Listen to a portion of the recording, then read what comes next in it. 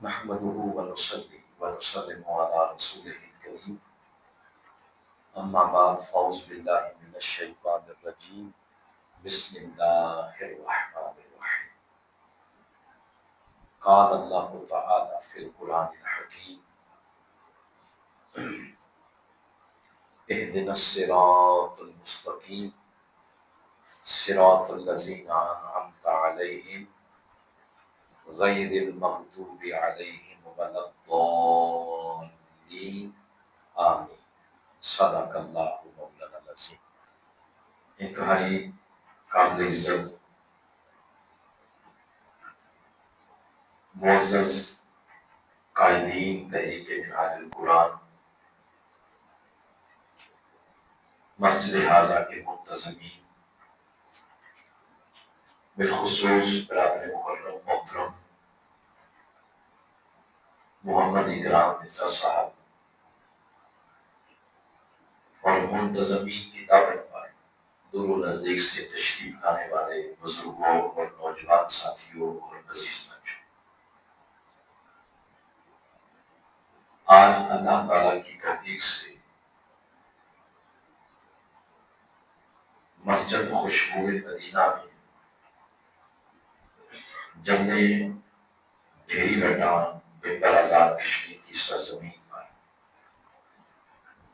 ماہانہ برس عرفان قرآن کی نشست بسلسلہ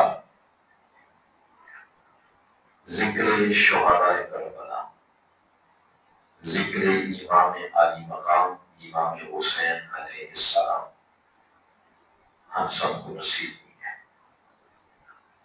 سوشل میڈیا کے ذریعے بھی اس پروگرام میں جو ناظرین شامل ہیں ان کو بھی خوش آمدید کہا جاتا ہے۔ اللہ تبارک و تعالیٰ کی بارگاہ میں دعا ہے مسجد میں گزارا ہوا ایک ایک لمحہ اللہ اس کو ہمارے لیے اپنی قربت کا ذریعہ بنائے، دل و نگاہ کی پاکیزگی عطا فرمائے۔ یہ نشست آج بڑی بابرکت ہے جس میں حضور نبی اکرم صلی اللہ علیہ وآلہ وسلم کی گھرانے کا اور مقدس ہستیوں کا ذکر ہونا ہے۔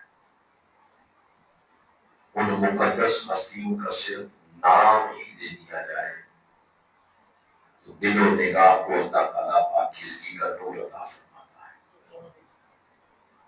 امام بخاری نے بخاری شریف کے اندر یہ خود لکھا ہے کہ آئمہ اہل بیت اطہار کے صرف نام پڑھ کر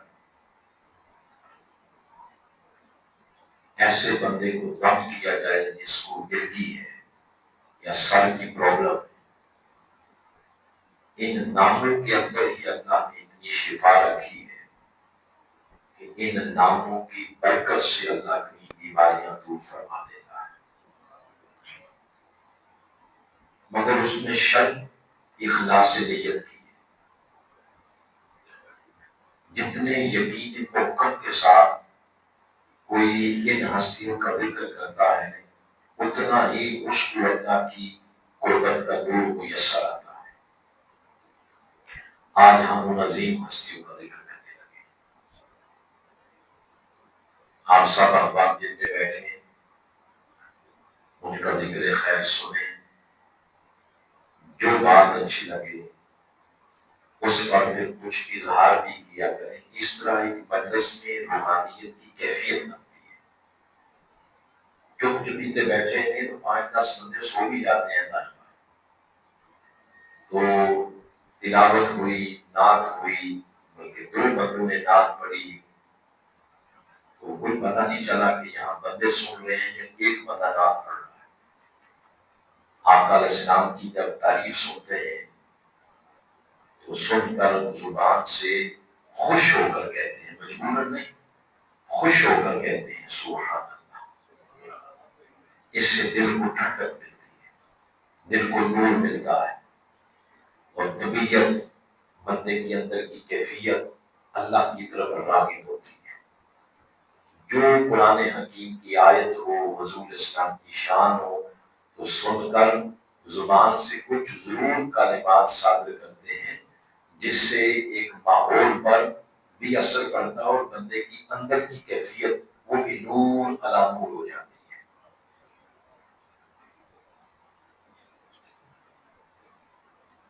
آج میں نے آپ کے سامنے سورۃ الفاتحہ کی آخری 2 آیات تلاوت کی۔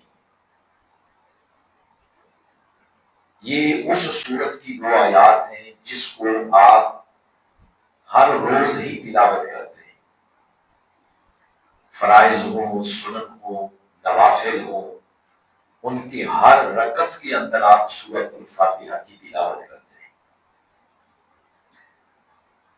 ان 2 آیات کا جو مزاج ہے وہ دعائیہ انداز ہے ان کا،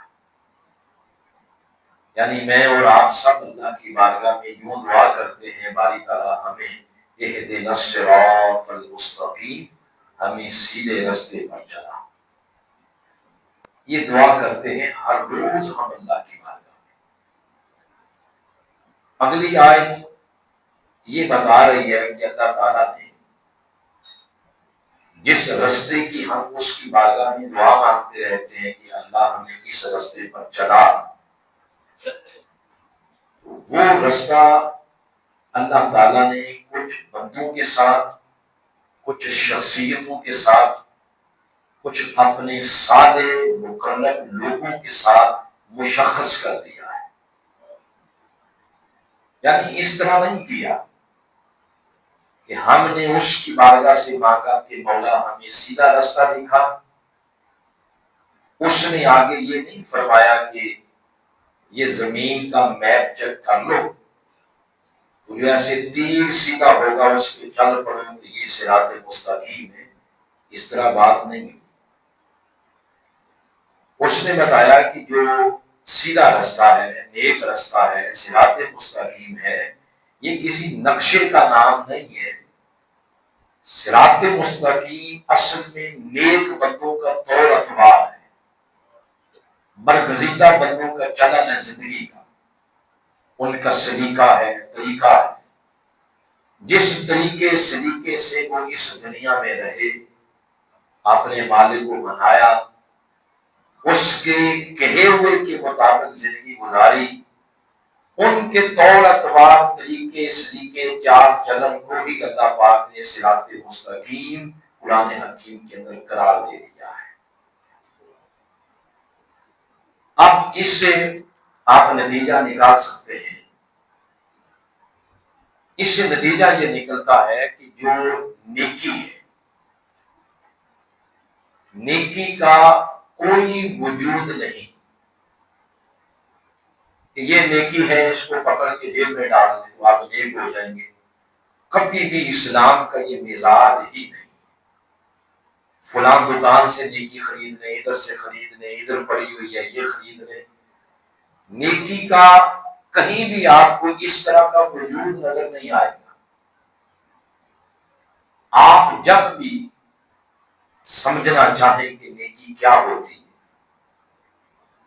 آپ فیل کرنا چاہیں کہ نیکی کیا ہوتی ہے، تو قرآن حکیم اس کی یہ سورہ، اس سورہ کی یہ 2 آیات بتاتی ہیں کہ آپ جب بھی نیکی کو محسوس کرنا چاہیں گے تو نیکی کسی نیک بندے کے اندر پائی جائے گی۔ الگ سے آپ کو دنیا میں کہیں بھی نیکی کا وجود نظر نہیں آئے گا، اور نہ ہی یہ پگڑیوں کا نام ہے اور نہ ہی یہ کسی خاص وضاقت کا نام ہے کہ جبہ پہنے تو نیکی ہے، تو شلوار قمیض پہنے تو یہ نیکی نہیں ہے۔ نیکی کہیں بھی آپ کو وجود کی شکل میں کسی جگہ بھی نظر نہیں آئے۔ آپ جب بھی نیکی کو سمجھنا چاہیں گے تو نیکی کسی نیک بندے کے اندر پائی جائے گی۔ جیسے خوشبو ہے، خوشبو کا الگ سے دنیا میں کوئی وجود نہیں۔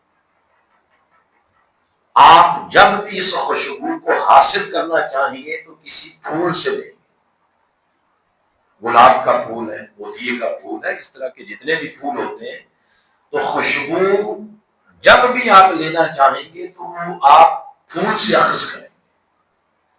اسی طرح نیکی ہے، تو نیکی بھی جب آپ محسوس کرنا چاہیں گے تو وہ کسی نیک بندے کے اندر پائی جائے گی۔ اسی طرح گناہ ہے، گناہ کا بھی کوئی الگ سے وجود نہیں، یہ گناہ کھڑا ہے، یہ گناہ کھڑا ہے۔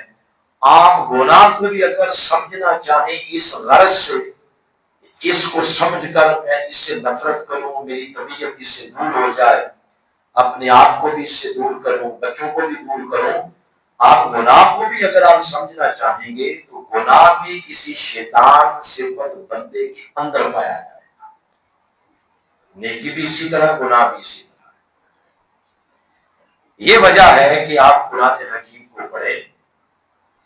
قرآن حکیم بھی 2 آیات، 3 آیات، 4 آیات، 5 آیات، زیادہ سے زیادہ میکسیمم کرنے کو 6 آیات، 7 آیات، پر 5-6 آیات کے اندر قرآن حکیم ایمان کی بات کرے گا، نیکی کی بات کرے گا، عمل صالح کی بات کرے گا۔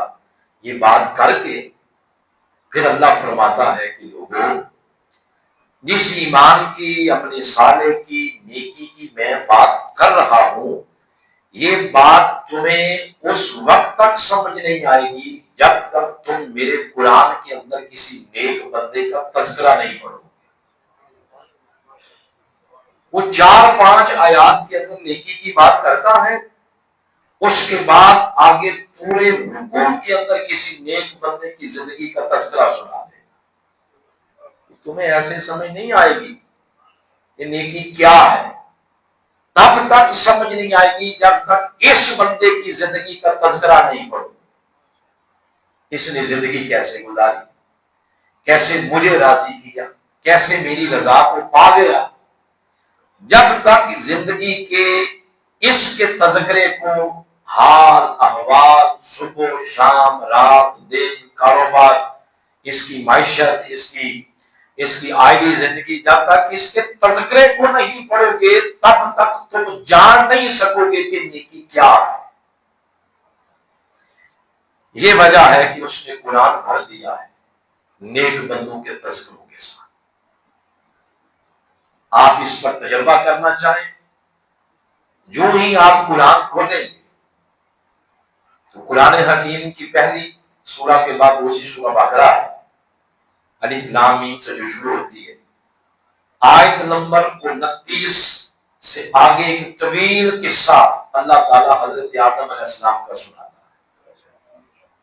دیکھیں کتنی آیتیں گزری، قرآن کا آغاز ہے، ابھی آغاز، قرآن کے آغاز میں صرف 29 آیات گزری، اس نے آگے طویل تذکرہ سنا دیا آدم علیہ السلام کا، ان کی پیدائش کا، ان کے جنت میں رہنے کا، جنت سے پھر وہاں آنے کا، یہاں کس طرح وہ آ کر روئے، اللہ کو منایا، پھر اللہ نے کس طرح ان کی توبہ قبول کی، ایک پورا طویل تذکرہ سنا دیا۔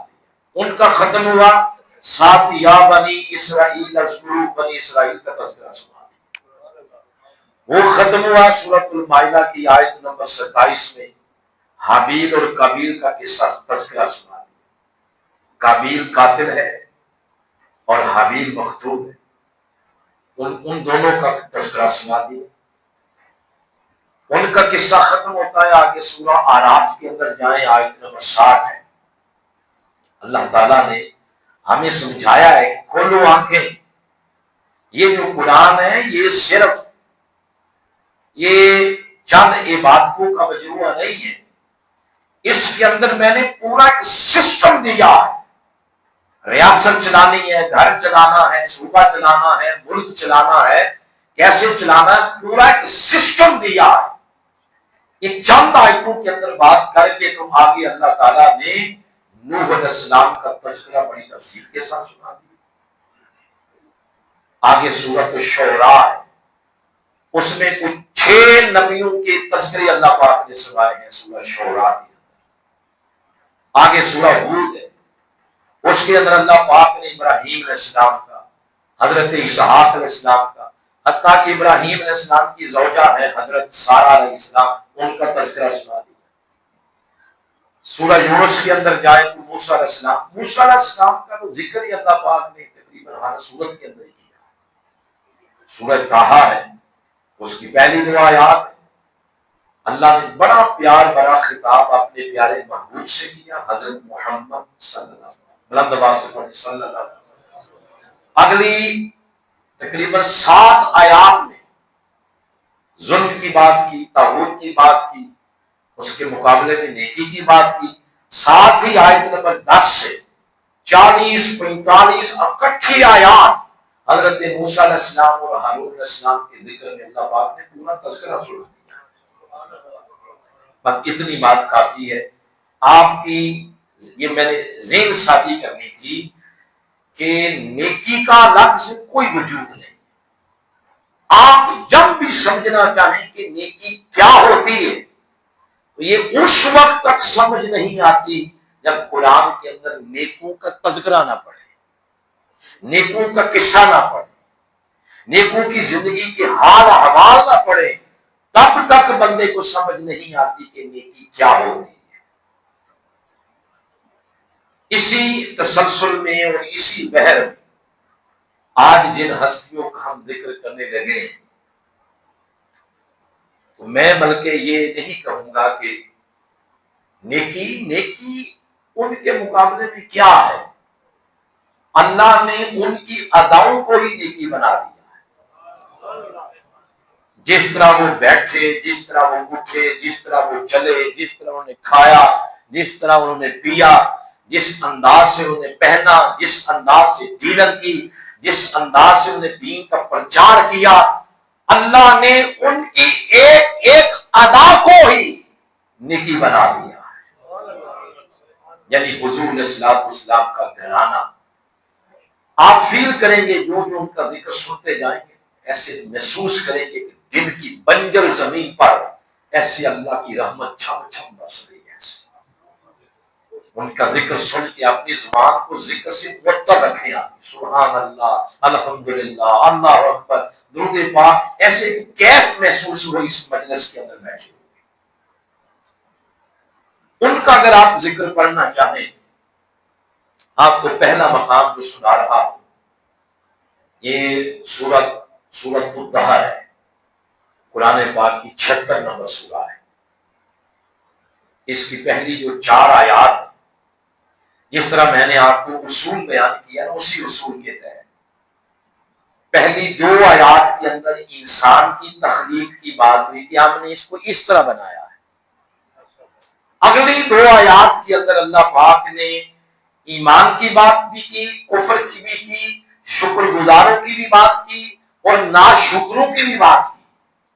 یہ بات کرنے کے بعد اس نے فرمایا یہ بات تمہیں اس وقت تک سمجھ نہیں آئے گی جو میں کہہ رہا ہوں کہ شکر گزار کون ہے، ناشکر کون ہے، یہ نیکی کیا ہے، اس وقت تک سمجھ نہیں آئے گی جب تک ان الابرار یشربون من کاس، قرآن کے اندر ان نیک لوگوں کا تم تذکرہ نہیں پڑھو۔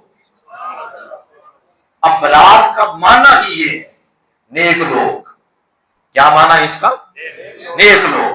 تو یہاں سے اللہ پاک نے ان کا تذکرہ کیا، اور مفسرین کہتے ہیں، عبداللہ ابن عباس سے روایت ہے، امام راضی نے لکھا کہ بالعموم پوری سورۃ دہر اور بالخصوص کے 5 آیات یہ اتری ہی اہل بیت اطہار کی شان کے اندر ہے،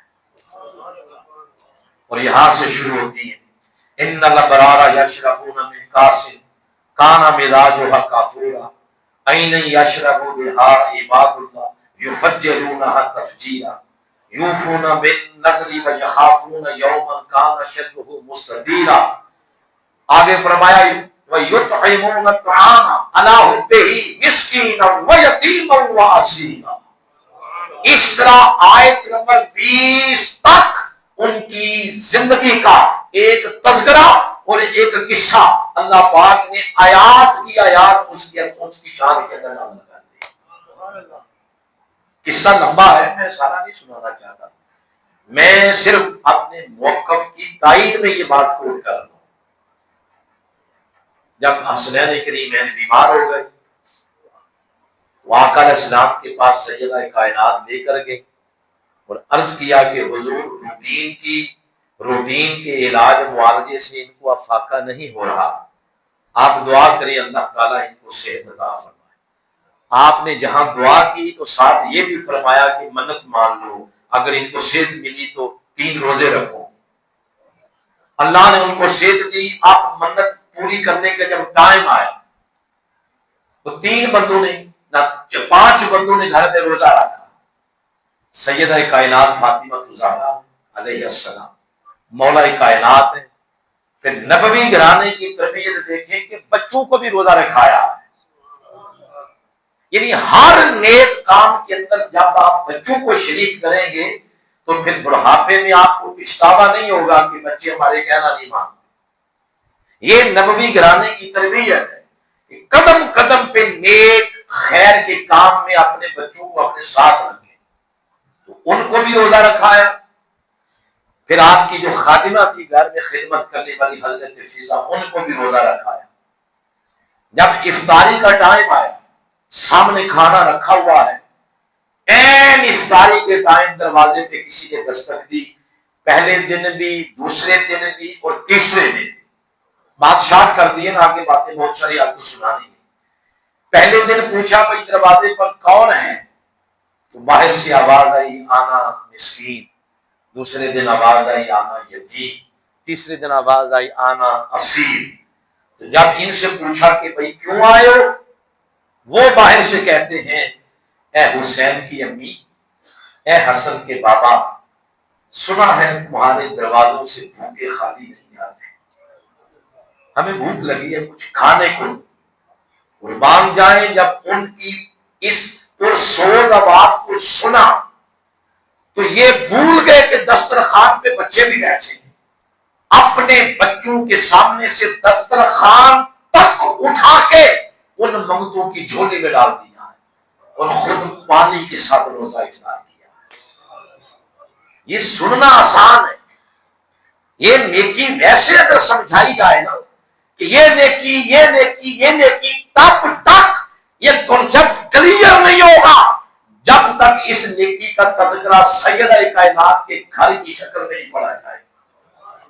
اللہ نے ان کی اس ادا کو زمین سے اٹھایا اور آسمان سے قرآن بنا کے اپنے محبوب کے سینے میں نازل کر کے فرما دیا، لوگوں قیامت تک سخاوت کیا ہے، لوگوں کی مدد کرنا کیا ہے، نیکی کیا ہے، تب تک تمہیں سمجھ نہیں آ سکتی جب تک میرے محبوب کے گھر والوں کی اس نیکی کا تذکرہ نہیں پڑھو۔ اس طرح اللہ پاک نے تذکرہ کر دیا، ان تذکروں کے ساتھ اس نے بھر دیا قرآن پاک۔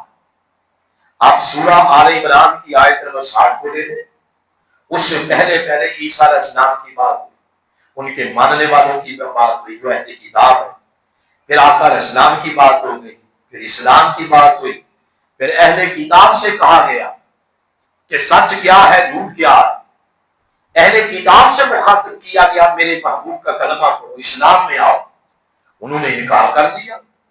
انہیں تھوڑی ترغیب دلائی، واضح و نصیحت کیا کہ اب حق سچ یہی ہے جو میرا محبوب لے کے آیا۔ جب وہ نہیں مانے آگے پورا واقعہ سنا دیا، عیسائیوں کے ساتھ، نجران کے عیسائیوں کے ساتھ جو معاہدہ ہوگا، فرمایا میرے محبوب نے کہو کہ میں اپنے بیٹے لے آتا ہوں تم اپنے بیٹے لے آؤ، میں اپنی عورتیں لے آتا ہوں تم اپنی عورتیں لے آؤ، میں اپنی جانوں کو لے آتا ہوں تم اپنی جانیں لے آؤ، اور یہاں ایک دوسرے کے بارے میں بد دعا کریں گے۔ تو عیسائی وہ خوش تھے کہ ان کے تو بیٹے ہی کوئی نہیں، مگر جب آقا نے فرمایا فَقُلْ تَعَالَوْا نَدْعُوا أَبْنَاءَنَا وَأَبْنَاءَكُمْ وَنِسَاءَنَا وَنِسَاءَكُمْ وَأَنفُسَنَا وَأَنفُسَكُمْ، جب کملی کے نیچے نظر پڑی تو اس میں بیٹوں کی جگہ حسن و حسین کھڑے تھے، عورتیں سیدہ کائنات کھڑی، جانوں کے طور پہ مولا علی کھڑے اور آپ خود کھڑے۔ ان کی جب نظر پڑی تو ان کے بڑے بڑے پادریوں نے کہا کہ ہٹ جاؤ، اگر یہ جو کملی کے نیچے کھڑے ہیں حسن و حسین سیدہ کائنات مولا کائنات، اور آقا نے دعا کر دی انہوں نے آگے سے آمین کہہ دیا تو روئے زمین پہ حصائی ختم ہو جائیں گے۔ اس پورے تذکرے کا اللہ پاک نے رکوع کے اندر رکوع بیان کر دیا کہ یہ تب تک تمہیں بات سمجھ نہیں آئے گی جب تک میرے محبوب کی کملی کے نیچے کھڑے لوگوں کے چہروں کو نہیں دیکھو گے۔ تو اس طرح پورا تذکرہ بیان کر دیا۔ اسی طرح سورہ احزاب کی آیت نمبر 33 کو پڑھنے میں شارٹ کر رہا ہوں، صرف آیات کے نمبر کوٹ کر رہا ہوں۔ سورۃ الشورى کی آیت نمبر 23 کو پڑھنے جس میں فرمایا قل لا اسألکم علیہ اجرا الا المودۃ فی القربى۔ میرے محبوب آپ فرما دیجیے، اور یہ بات کون فرما رہا ہے؟ بولے نا اللہ، کہ میرے محبوب آپ فرما دیں۔ اب 1.25 لاکھ نبی آئے ہیں اس دنیا کے اندر، اور 1.25 لاکھ میں سے جن نبیوں کی گفتگو، جن نبیوں کا کلام، جن نبیوں کی باتیں قرآن کے اندر موجود ہیں وہ 25 ہیں۔ وہ نبی جب بات کرتے ہیں تو ان کی بات کا آغاز لفظ قالا، یہاں سے ان کی بات کا آغاز ہوتا ہے۔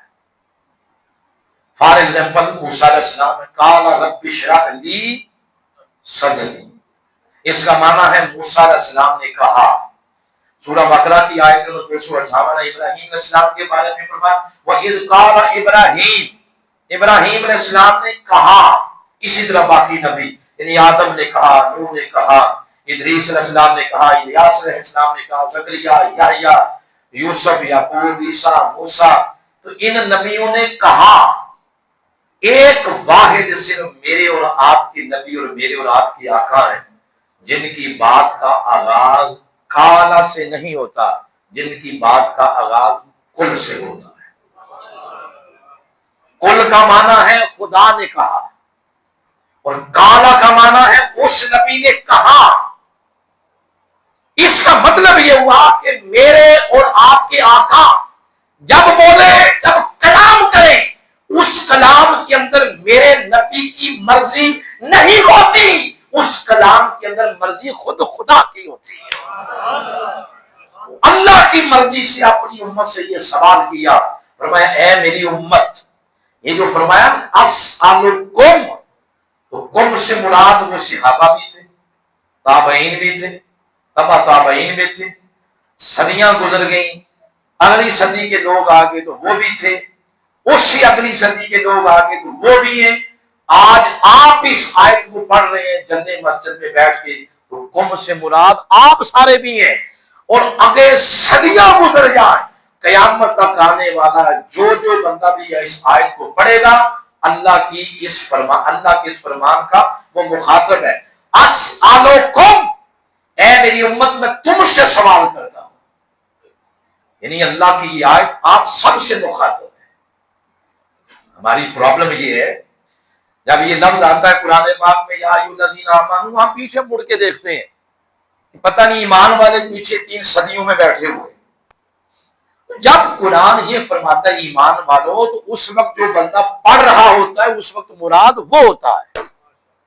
تو آج اس آیت سے مراد آپ لوگ ہیں، آپ کو یہ آیت مخاطب کر رہی ہے کہ اے میری امت، میں تم سے اجر رسالت کے طور پر اور کوئی چیز نہیں مانگتا ہوں تو فقط اتنی فی القربا، میری قرابت سے محبت کیا کرو۔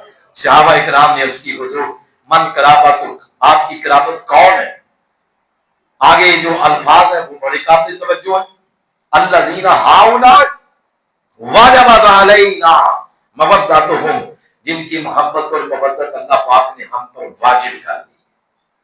دیکھیں ہم اجمی لوگ ہیں، اس لیے ایک ایک آیت کو ذرا رک کے سمجھایا جاتا ہے۔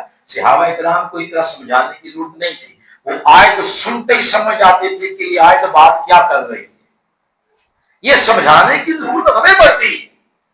جو ہی انہوں نے یہ آیت سنی تو عرض کیا یا رسول اللہ یہ کون ہے جن کی محبت ہم پر واجب ہو گئی؟ حالانکہ آیت کے اندر لفظ واجب ہے ہی نہیں، وہ آیت کے تیور دے کر سمجھ گئے کہ جس آیت کا آغاز لفظ کل سے ہو رہا ہے اس آیت کی بڑی اہمیت ہے۔ جیسے اللہ یہ فرماتا ہے قل هو اللہ احد، اس کی بڑی اہمیت ہے کیونکہ کہاں سے شروع ہوئی بات؟ قل سے، یہاں بھی ایسے ہی ہے۔ تو صحابہ کرام نے جب اس آیت کے تیور دیکھے تو دیکھ کے کہتے ہیں حضور یہ کون ہے جن کی محبت واجب ہو گئی؟ تو فرمایا علی، فاطمہ، حسن، حسین کی محبت کو اللہ پاک نے امت پر واجب کر دیا ہے، یعنی چارہ ہی نہیں ہے ان کی محبت کے بغیر۔ اللہ پاک نے امت پر ان کی محبت کو کیا کر دیا ہے؟ واجب کر دیا ہے۔ آگے پھر اور مزید پڑھنا چاہیں اسی آیت کا آخری حصہ پڑھ، سورہ دہر کی آیات میں نے سنا دی، سورہ آل عمران کی آیت میں 103 پڑھ، جس میں فرمایا اللہ کی رسی کو مضبوطی سے تھام لو، وَاعْتَصِمُوا بِحَبْلِ اللَّهِ جَمِيعًا وَلَا تَفَرَّقُوا۔ اور امام سالوی لکھتے ہیں کہ امام جعفر بن محمد صادق نے فرمایا نحن حبل اللہ، اللہ کی رسی سے مراد مصطفیٰ کی آل ہے۔ بلند آواز سے کہنا سبحان اللہ۔ پھر سورہ نمل کی آیت نمبر 89 اور 90 پر دو لفظ اس میں آئے ہیں، ایک نیکی ایک بدی۔ نیکی اس کا عربی کے اندر ہے حسنہ، اور برائی اس کو کہتے ہیں سیئہ۔ اس آیت کے تحت امام سالوی کہتے ہیں کہ جب پوچھا گیا نیکی کیا ہے اور برائی کیا ہے تو آپ نے فرمایا اگر علی، فاطمہ، حسن و حسین ان کا ذکر سن کر سینہ ٹھنڈا ہو جائے تو سمجھ لو کہ نام اعمال میں نیکی لکھی جا رہی ہے، اور اگر ان کا ذکر سن کر چہرے پر 12 بج جائے تو سمجھ لو نمازیں پڑھ کے بھی تمہارے نام اعمال کے اندر گناہ ہی لکھے جا رہے ہیں۔ پھر سورہ نحل کی آیت نمبر 43 ہے، اس میں ان کا تذکرہ پڑھ، یہ کچھ آیات چھوڑ رہا ہوں، بس نمبر آپ کو بتا رہا ہوں۔ اس طرح یہ آیات، اور آگے چلے تو سورہ الضحیٰ کی ایک آیت آپ کو سناتا ہوں، یہ بڑی معروف آیت ہے، آتی ہے تو مل کے پڑھے سارے، والا سوف یؤتیک ربک فترضی۔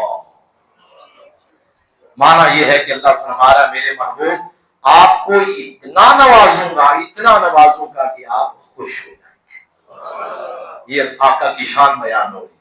عبداللہ ابن عباس فرماتے ہیں تفسیر منصور کے اندر، در منصور کے اندر، یہ ساری جتنی باتیں آپ کو بتا رہا ہوں واللہ واللہ واللہ مسجد میں بیٹھ کے بتا رہا ہوں، ایک بات بھی اہل تشیع کی کتابوں میں سے نہیں، سب ہماری اپنی کتابیں ہیں جس کو ہم کہتے ہیں اہل سنت، یہ اہل سنت کی کتابیں، اور وہ کتابیں جن پہ ہمارا عقیدہ بیس کرتا ہے، مگر ہمیں محسوس نہیں کہ 100 سال گزرا ہے، ہماری صفوں کے اندر ناسبیت اور خارجیت کہاں سے آ گئی کہ جو ہی ان ہستیوں کا ذکر کرتے جائے تو خطرہ پڑ جاتا ہے کہ مسلک کمزور ہو جائے گا۔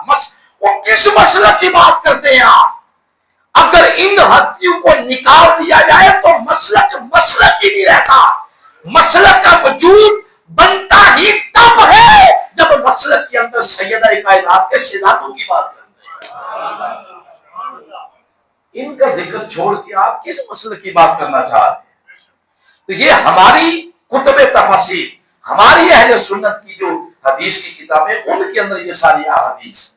عبداللہ ابن عباس فرماتے ہیں کہ یہ جو اللہ نے فرمایا ہے کہ میرے محبوب آپ کو اتنا نوازوں گا کہ آپ خوش ہو جائیں گے، تو فرماتے ہیں من رضا محمد اللہ یدخل من آل بیتہ النار، کہتے ہیں حضور کی رضا میں یہ بات بھی شامل ہے کہ میرے آقا علیہ السلام اس وقت تک خوش نہیں ہوں گے جب تک آل پاک کا ایک ایک شخص جنت کے اندر داخل نہیں ہو جائے۔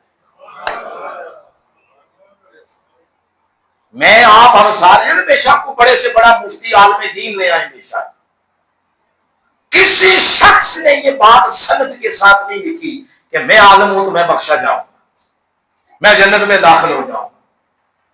علم نہیں بنتا جنت میں جانے کا سبب، لیکن نسب ضرور بنتا ہے۔ کون سا نسب؟ جس کو نسب مصطفیٰ کہتے ہیں۔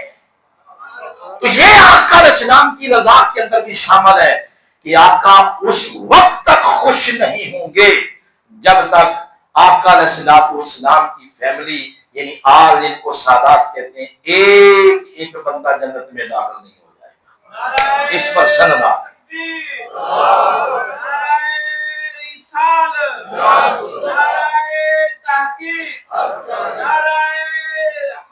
اس لیے علم پہ کبھی ناز نہ کریں کہ میرا علم ہے تو میں افضل ہو گیا ہوں۔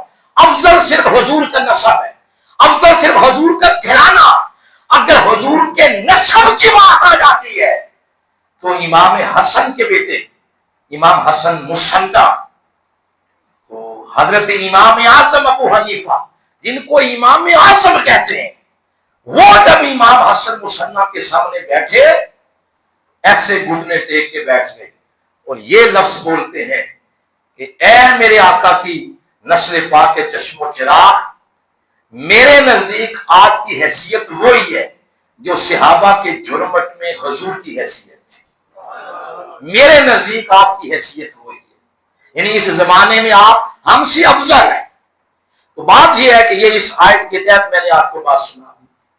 پھر اگلی آیت سورۃ الصافات کی آیت نمبر 130 ہے، اس میں فرمایا سلام علی الیاسین۔ کئی مترجم ترجمہ کرتے ہیں الیاس پر سلام، ٹھیک ہے، یہ بات بھی درست ہے۔ عبداللہ ابن عباس نے کوئی اور بات کہی ہے، تفسیر خازن ہے، یہ بھی اہل سنت کی ہے۔ وہ کہتے ہیں الیاسین سے مراد آل محمد ہے۔ کیا ہے آل؟ دلیل یہ دیتے ہیں، دلیل یہ ہے، کہتے ہیں یاسین، پڑھیں ذرا بلند آواز سے، اس نام سے کوئی صورت ہے نا، یہ یاسین یہ اصل میں حضور کا صفاتی نام ہے۔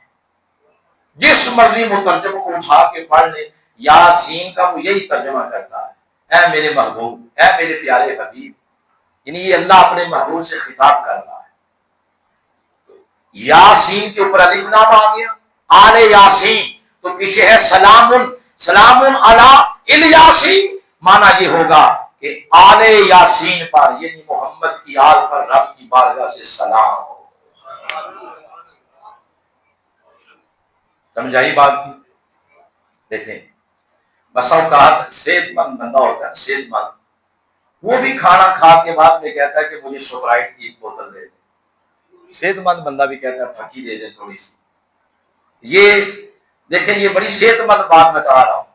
تو بسا اوقات اہل سنت ہی کہہ دیتے ہیں جو صحت مند عقیدے کے لحاظ سے کہ اس کی کیا دلیل ہے، تو دلیل آئے آپ کو سورہ احزاب کی آیت نمبر 65 دے دیتا جس میں فرمایا ان اللہ و ملائکتہ یصلون علی النبی، فرمایا اللہ اور اس کے فرشتے اپنے نبی پر کیا بھیجتے ہیں؟ درود بھیجتے ہیں۔ یا یہ خبر دی، آگے حکم دے دیا یا ایھا الذین آمنوا صلوا علیہ وسلموا تسلیما۔ سب سے پہلے اس آیت کے سامعین جو تھے وہ صحابہ کرام تھے۔ جیسے دیواروں کے اوپر لکھا ہے واہ واہ صحابہ، بولے نا کمال ہو گیا۔ صحابہ کرام نے آگے سے پوچھ لیا، عرض کیا حضور یہ تو جگہ جگہ لکھا ہوا ہے قرآن میں اقیموا الصلاۃ اقیموا الصلاۃ اقیموا الصلاۃ، صلاۃ قائم کرو، تو وہ تو ہم سمجھ گئے صلاۃ فجر ہے، ظہر ہے، عصر ہے، مغرب ہے، عشاء ہے، مگر آج صلاۃ کا لفظ آپ کی نسبت سے آیا ہے کہ اللہ آپ پر صلاۃ بھیجتا ہے، ہم بھی بھیجیں، تو حضور وہ صلاۃ کیا ہے جو آپ کی نسبت سے ہم نے پڑھنی ہے؟ وہ پہلی صلاۃ تو ہم سمجھ گئے تھے وہ نماز ہے، یہ صلاۃ آج آپ کی نسبت سے آ رہی ہے کہ محبوب پر صلاۃ بھیجو۔ بخاری شریف کی حدیث ہے کہ آقا علیہ السلام نے پھر انہیں کہا کہ درود پڑھا کرو، اللہم صلی علی محمد وعلی آل محمد، فرمایا یہ وہ صلاۃ ہے جو میری نسبت سے قرآن کے اندر آئی ہے، یعنی مجھ پر کیا پڑھو؟ بولے نا درود پاک۔ آگے ایک اور حدیث ہے، حضرت کعب بن عجرہ اس کے راوی ہیں، آقا علیہ السلام نے فرمایا لا تصلوا علی الصلاۃ الطبرہ، فرمایا خبردار مجھ پر کٹا ہوا درود نہیں پڑھنا، دم کٹا درود نہ مجھ پر بھیجا کرو۔ صحابہ کرام عرض کرتے ہیں وما الصلاۃ الطبرہ، حضور یہ دم کٹا درود کیا ہوتا ہے؟ تو آپ نے فرمایا قال تقول اللہم صلی علی محمد، بس اتنا کوئی کہہ دے کہ حضور پر درود۔ آگے آل کا نام ہی نہ لے. فرمایا یہ دم کٹا درود ہے. اس سے حضور نے منع کر دیا. بولے کیا کر دیا؟ منع کر دیا آقا نے. دم کٹا درود نہ پڑھو جس میں میری آل کا ذکر نہ ہو. بلکہ فرمایا بل قولو، بلکہ یوں کہا کرو اللہم صلی علی محمد وعلی آل محمد، یوں کہا کرو. تو تب تک درود مکمل نہیں ہوتا جب تک آقا کے ساتھ آقا کی آل کا تذکرہ نہ کیا جائے. تو آپ دیکھ لیں یہ سارے قرآن حکیم کے اندر تذکرے، میں نے کم و بیش 11 آیات آپ کو کوچ کی ہیں. تو یہ سارے تذکرے اللہ پاک اپنے محبوب کی آل پاک کی کر رہا ہے. تو حاضرین مجلس، ایک حوالہ ہی کافی ہوتا ہے دنیا میں محترم بننے کے لیے. جی میں فلاں ایم ایل اے کا پڑوسی ہوں، میں فلاں ایم ایل اے کے ساتھ پڑھتا رہا ہوں، میں فلاں ایم ایل اے کا دوست ہوں، میں اس کا کزن ہوں. ایک حوالہ، ایک نسبت ہی کافی ہوتی ہے محترم بننے کے لیے. مگر جن کے تذکرے ہم نے پڑھے ہیں نا، ابھی میں نے آپ کو سنائے ہیں، آقا علیہ السلام کی آل، یہاں ایک حوالہ نہیں ہے. یہاں اللہ اگر نازل کرنے پہ آئے تو پوری سورہ دہر ہی نازل کر دی، نازل کرنے پہ آئے تو پورا رکوع ہی نازل کر دیا، نازل کرنے پہ آئے تو 4 5 آیات مصطفیٰ کی آل کی شان میں نازل کر دی اور بتا دیا کہ لوگوں قیامت تک تمہیں نیکی، خیر، ہدایت کی اس وقت تک سمجھ نہیں آئے گی جب تک میرے مصطفیٰ کی آل کی زندگی کے یوں تذکرے کی قرآن کے اندر پڑھو. یہ وہ گھرانہ ہے جس کو اہدنا الصراط المستقیم، جو صراط مستقیم کے مصداق ہے. میں یہ پرسوں چوتھ میرپور میں پروگرام پر، بہت بڑا پروگرام ہوا، میرپور کی ہسٹری کا اور تاریخ کا ریکارڈ پروگرام ہوا. یہ بات میں نے وہاں سنائی تو بعد میں جج صاحب مجھے ملے، کہتے یکم کو جانا مدینہ پاک. تو میں آتا جاتا رہتا ہوں. مجھے نئی بات ایک سنائی کہ جو ہی آپ مواجہ شریف جائیں، ریاض الجنہ کے سامنے دیوار پر حضور کا صفاتی نام لکھا ہوا ہے کہ صراط مستقیم نام ہی حضور علیہ السلام کا ہے. کمال کی بات انہوں نے بتائی کہ یہ حضور کا صفاتی نام ہے. یہ ان آقا علیہ السلام کے گھرانے اور آل کا جن کو میں نے آپ کو تذکرہ سنایا ہے، یہ ہے اہدنا الصراط المستقیم کہ مولا ہمیں ان کے راستے پر چلا. آمین کہیں بلند آواز سے. اب آئیں آگے، یہ ہے صراط نیک لوگ. اب آئیں مغضوب لوگوں کی بھی بات سن لیتے ہیں جن کے بارے میں قرآن نے یوں فرمایا غیر المغضوب. مغضوب کا معنی ہوتا ہے جن کو اللہ اپنی بارگاہ سے دھتکار دے. دفع ہوگا میری بارگاہ سے، جو دھتکارے ہوئے اللہ کی بارگاہ سے، ان کو کیا کہتے ہیں؟ بولیے مغضوب. اب اس پر آیت سناتے ہیں تاکہ بات پکی ہو جائے. سورہ المائدہ کی آیت نمبر 61. اس میں فرمایا کل هل انبئکم بشر من ذلک مثوبۃ عند اللہ. محبوب آپ لوگوں کو بتائیں کہ میں تمہیں اس بد نصیب کے بارے میں نہ بتاؤں جو اللہ کے نزدیک سزا کے اعتبار سے اس سے بھی زیادہ برا ہے جس کو تم برا سمجھتے رہتے ہو. اور وہ کون ہے؟ 2 باتیں اس کے بارے میں فرمائی ہیں جو اللہ کے نزدیک اتنا برا ہے کہ جن کو ہم برا سمجھتے ہیں ان سے بھی زیادہ برا ہے. 2 باتیں اس کے بارے میں فرمائی. فرمایا وہ بندہ من لعنہ اللہ، جس پر اللہ پاک نے لعنت بھیجی. نمبر 1 وغاضب علیہ، اور جو اللہ کی بارگاہ سے مغضوب ہے، جس پر اللہ نے غضب کیا اور دھتکارا ہوا ہے. تو فرمایا یہ اس سے بھی زیادہ برا ہے جن کو تم برا سمجھتے رہتے ہیں. اب میرے ساتھ ساتھ رہیں، آپ دائیں بائیں بالکل ہی، تب بات سمجھ آئے گی. یہ ایک بات پوچھ کی ہے مغضوب لوگوں کے بارے میں، یہ ان سے بھی زیادہ برے ہیں جن کو ہم برا سمجھتے ہیں. وہ کون ہے؟ جس پر اللہ نے لعنت بھیجی اور دوسرا اللہ نے ان پر کیا کیا ہے؟ غضب.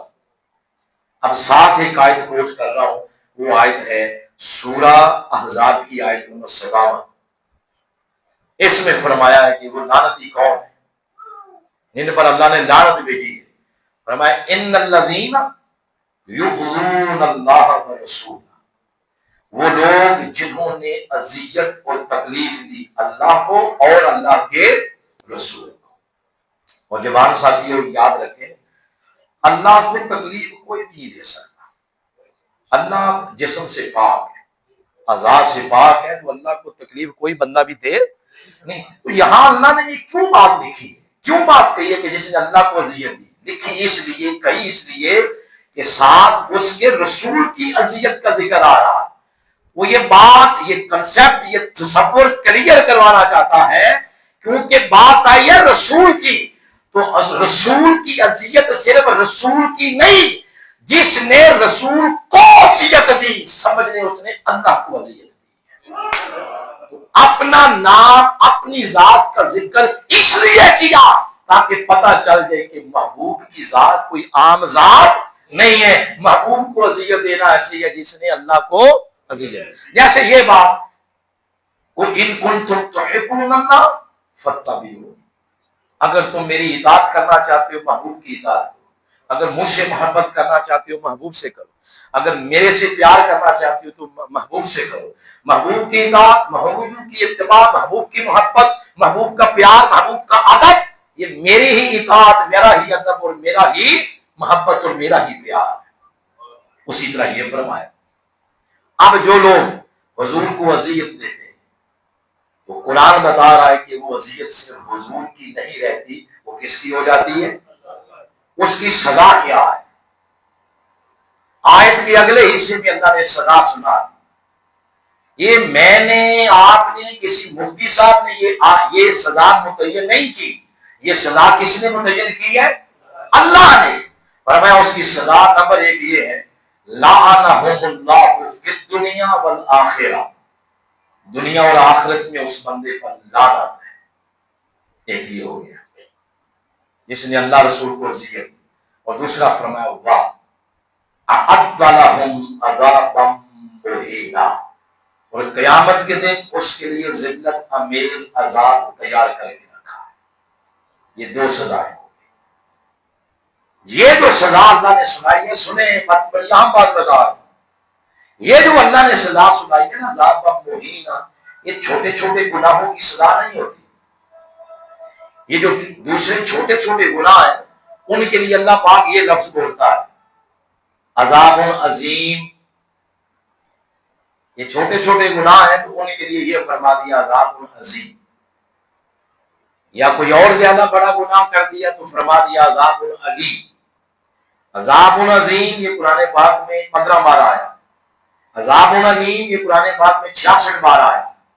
اب پڑھ کے دیکھ لیں، جہاں بھی آیا ہے کافروں کے لیے بھی آیا ہے اور مسلمانوں کے لیے بھی آیا ہے، مگر یہ جو لفظ ہے عذاب مہینا یہ 14 بار آیا ہے قرآن میں، جہاں بھی آیا ہے یا کافروں کے لیے یا مشرکوں کے لیے آیا ہے عذاب مہینا۔ تو میں آپ کو یہ باتیں جہاں سے سنا رہا ہوں اس کتاب سے سنا رہا ہوں، اس کا نام ہے القول المتین، اور صرف آپ سمجھ لیں کہ کچھ 4-5 لائنیں سنا رہا ہوں، اندازہ لگائیں اس پوری کتاب کا عالم کیا ہوگا۔ اور میں آپ کو ریفر کروں گا، ہاتھ جوڑوں گا، اگر آپ چاہتے ہیں کہ بچوں کے عقیدے بچ جائیں اور جہالت کے حد سے بچے نہ چڑھیں، جاہل مولویوں سے بھی بچ جائیں اور زمانے کی اس گرد سے بھی بچ جائیں، اس کتاب کو کھول کے ایسے سبقن اپنے بچوں کے سامنے پڑھیں، اپنے بچوں کے عقیدوں کو بچا لیں، وگرنہ آپ کے اس دنیا سے جانے کی دیر ہے، کوئی آپ کے لیے ہاتھ نہیں اٹھائے گا۔ آج لوگ یزید کے ساتھ رشتہ داری کر رہے ہیں، کل لوگ فرعون کو بھی کہیں گے کہ وہ بھی ہمارا ماموں ہے، وہ بھی ہمارا رشتہ دار ہے۔ اپنے بچوں کے عقیدوں کو بچا لیں، یہ کتاب لے، اس کو پڑھیں، یہ وقت کے مجدد نے لکھی، یہ بات وہاں سے آپ کو سنا رہا ہوں کہ جس نے یہ جرم کیا یا کفر کیا یا شرک کیا اس کی سزا ہی یہ ہے کہ یا وہ لعنتی ہے اور روز قیامت اللہ پاک نے اس کے لیے ذلت امیز عذاب تیار کر کے رکھا ہے۔ اب یہ بات مزید سمجھنا چاہیں تو آئیں سورۃ النور کی ایک آیت آپ کو سناتا ہوں، سورۃ النور کی آیت نمبر 23 ہے۔ ام المومنین حضرت عائشہ صدیقہ رضی اللہ تعالی عنہا، آپ کے دامن پر کسی نے بہتان باندھا، اللہ پاک نے خود گواہی دی اپنے نبی کی زوجہ کی پاک دامنی کی، خود گواہی دے دی۔ گواہی دے کر اب جس بندے نے یہ گستاخی یا جسارت کی اس کو سزا سنائی۔ سزا یہ سنائی، پہلے تو ان کی پاکیزگی کی گواہی دی، فرمایا ان الذین یرمون المحصنات الغافلات المؤمنات، اللہ ام المومنین کی پاک دامنی کی گواہی دے رہا ہے۔ اب جنہوں نے یہ بدبختی کی تھی انہیں سزا سنائی، فرمایا لعنوا فی الدنیا والآخرہ، دنیا اور آخرت میں ان پر اللہ کی لعنت۔ جنہوں نے ام المومنین کے پاک دامن پہ الزام لگایا اور بہتان باندھا۔ یہی بات اگر عام کسی عورت کی نسبت سے کی جائے، اس کے دامن پر بہتان لگایا جائے، تو اللہ یہ سزا نہیں سناتا۔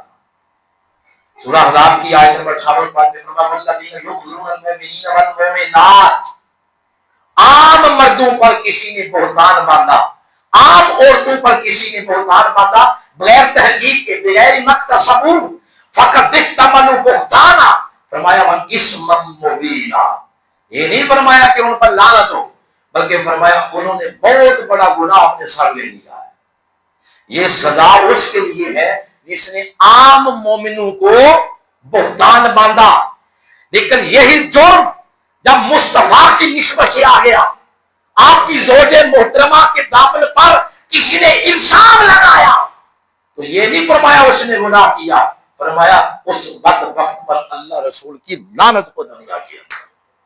اس سے پتہ چلتا ہے کہ ایک عام گناہ جس کا تعلق عام لوگوں کے ساتھ ہے، اس کی سزا کچھ اور ہے، وہی پھر اگر مصطفیٰ کی نسبت سے آ جائے تو اس کی سزا یہ ہے کہ اللہ تعالی اسلام سے ہی خارج کر دیتا ہے۔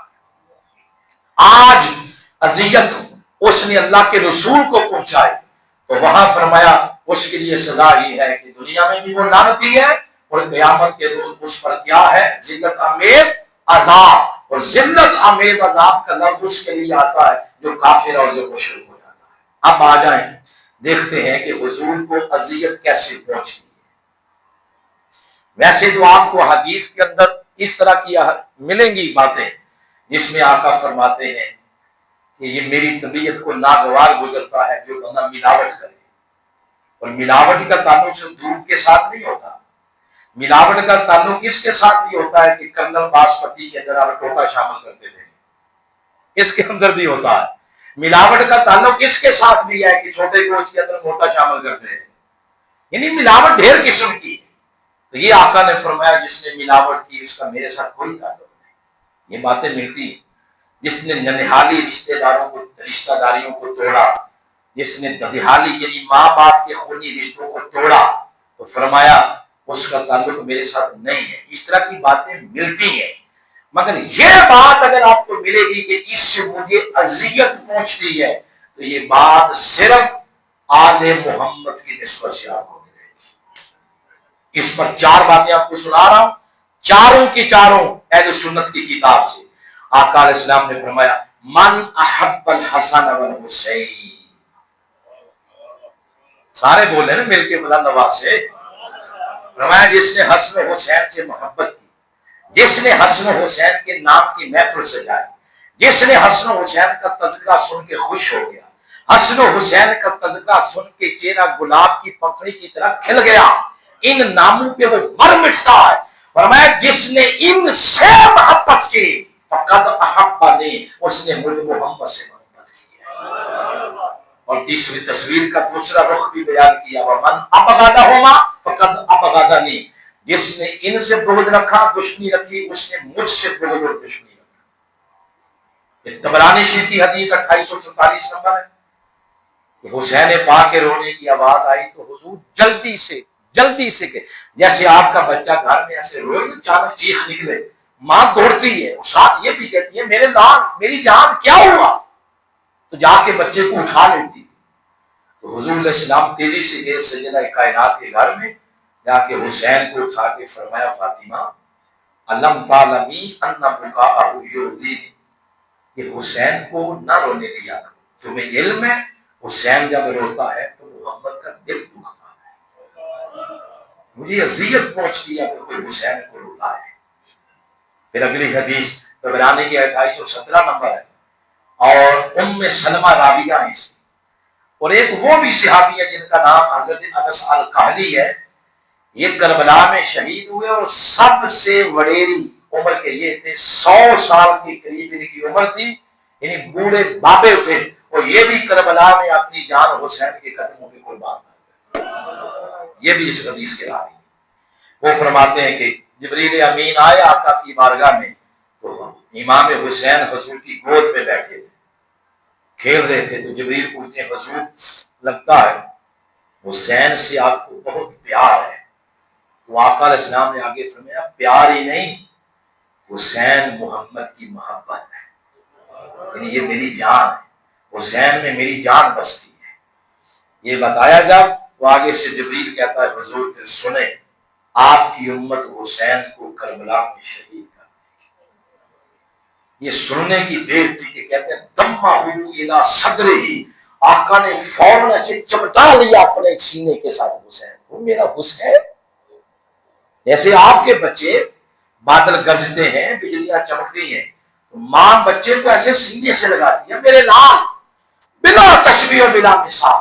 جب جبریل کی زبان سے یہ سنا دمہ الی صدرہ، آقا نے فوراً ایسے سینے سے چمٹایا میرے حسین کو۔ پھر کہتے ہیں بقا رسول اللہ، آقا کی آنکھوں سے ایسے آنسو بہنا شروع ہو گئے۔ غم حسین میں رونا یہ حضور کی سنت ہے، بلکہ ایک آنسو اگر حسین کی یاد میں بہ جائے تو سمجھ لے جہنم کی آگ کو ٹھنڈا کرنے کے لیے وہ آنسو کافی ہے۔ آخری میں نے کہا تھا چار چیزیں سناؤں گا، چوتھی یہ ہے کہ حضرت ام سلمہ فرماتی ہے 10 محرم والے دن میں نے دیکھا منام کے اندر، رئی تو رسول اللہ فی المنام علی راسہ و لحیتہ التراب، آقا علیہ السلام کی داڑھی مبارک اور آقا علیہ السلام کے سر انور پر مٹی تھی، تو میں نے خواب کے اندر ہی پوچھتی ہوں ما لک یا رسول اللہ، حضور یہ کیا ہوا؟ تو آپ فرماتے ہیں شہدت قتل الحسین، میں ابھی حسین کے مقتل سے ہو کے آ رہا ہوں، ظالموں نے میرے بیٹے کو شہید کر دیا ہے۔ اب اس سے پتا چل گیا، نچوڑ نتیجہ یہ نکلا، پتا چل گیا میرے آقا کو اذیت تب ہوتی ہے جب کوئی حسین کو تکلیف دیتا، جب کوئی حسن کو تکلیف دیتا، جب کوئی سیدہ کائنات کو تکلیف دیتا، جب کوئی مولا کائنات کو تکلیف دیتا، اس وقت یہ اذیت حسین کی نہیں رہتی، بلکہ حسین کی اذیت سے حضور کو اذیت پہنچتی ہے، اور حضور کی اذیت کس کی اذیت ہے؟ بولیے اللہ کی اذیت۔ اب ہم اس بات پر پہنچائیں کہ اب اگلی بات کو کرنا چاہ رہا ہوں، تو حسین پاک کو دنیا میں جس بدبخت نے اذیت دی اس کا نام ہے یزید۔ بولے کیا نام؟ ابھی قرآن کی آیت کو ساتھ ملائیں گے، نام میں اضافہ ہو جائے گا آگے، ابھی آیت کو ملانا۔ اس بدبخت نے یزید نے اذیت دی امام حسین، قتل کیا، قتل کروایا، سب کچھ اس نے کیا کروایا۔ تو اس نے جب امام حسین کو اذیت دی، ڈھیر ساری حدیث کے تناظر میں حسین کی اذیت کس کی اذیت ہے؟ آقا علیہ السلام کی۔ تو اس آیت کے تناظر میں لعنہم اللہ فی الدنیا والآخرہ، اب یزید نہیں رہا، وہ بن گیا یزید لعین۔ کیا بن گیا بولے؟ یزید لعنتی۔ تو حضور کو جو اذیت دیتا ہے وہ دار اسلام سے خارج ہو جاتا۔ اس آیت کے اگلے ٹکڑے کے تحت اَقْتَلَهُمْ عَذَابًا مُهِينًا، اب صرف لعین ہی نہیں رہا، وہ بن گیا یزید لعین کافر، یزید لعین کافر اس آیت کے تحت۔ یہی فتویٰ ہے امام احمد بن حنبل کا اسی آیت کے تحت۔ اور 1450 سال کی ہسٹری گزر گئی، سارے لوگ اس کو لعنتی کہتے رہے، کسی نے بھی اس کی تعریفیں نہیں کی۔ آج اس صدی کے اندر پتہ نہیں یہ کہاں سے دھر آئی، کہاں سے یہ اندر آ گئی ہمارے مسلک کے اندر ناسبیت اور خارجیت، کہ لوگ یزید کو بھی امیر المومنین بنانے پر تلے ہوئے۔ یہ لعنتی ہے، یہ کافر ہے۔ اور امام اعظم ابو حنیفہ اور امام شافعی، امام مالک، امام احمد بن حنبل یہ نام لے کر بھی تصریحاً اور اشارہ کر کے بھی تلویحاً اس پر لعنت بھیجتے رہتے تھے کہ یہ لعنتی بھی ہے اور یہ کافر بھی ہے. اس وجہ سے اس نے حسین کو اذیت دی، اور حسین کو اذیت دینے والا ایسے ہی ہے جیسے اس نے مصطفیٰ کو اذیت دی صلی اللہ علیہ وآلہ وسلم. اب آگے دو چار باتیں اور شامل کر کے گفتگو کو پھر ختم کرتے ہیں. اس بدبخت نے پھر جب اس نے ایک پورا ماحول بنایا، اور آپ سوچتے ہوں گے نا کہ یہ پرابلم کیا تھا. پرابلم یہ تھی کہ جس سیٹ پر یزید کو بٹھایا گیا اس سیٹ کے مقابل ہی نہیں تھا، اس سیٹ کی اہمیت ہی نہیں رکھتا تھا. اور بعد ازاں پھر اس نے کیا پول کھل گئے پوری دنیا پر. اس نے کیا کیا؟ محرم نامحرم ان رشتوں کو اس نے بدل کے رکھ دیا. محرم نامحرم کے رشتے اب یہ لائیو جا رہا ہے، بے شمار خواتین بھی سن رہی ہوں گی، میں لفظ نہیں پھر بولنا چاہتا، کھول کے آپ سمجھ جائیں.